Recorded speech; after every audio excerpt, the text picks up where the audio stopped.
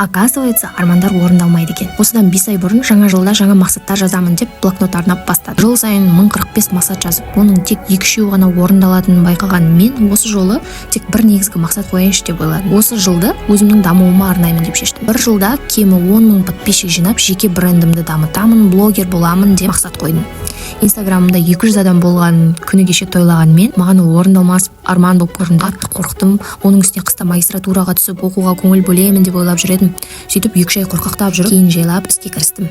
Білгеніммен бөлістім. Өзіме ұнаған жақын тақырыптарды айтып бастадым. Кейін өзіме қызық қаржылық сауат пен инвестиция саласынан білгенімді айтып бастаған кезде видеоларымда просмотр көбейіп, көп адамға ұнап, комментарий жинап, откликация етіп бастағанын байқадым.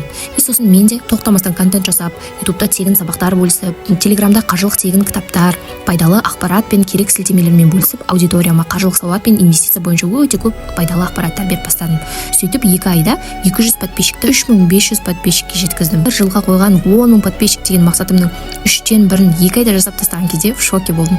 Оказывается, армандар орындалмайды екен. Алла әрдайым жасаған әрекетіңнің берекетін сен армандағаннан да жақсы етіп береді екен.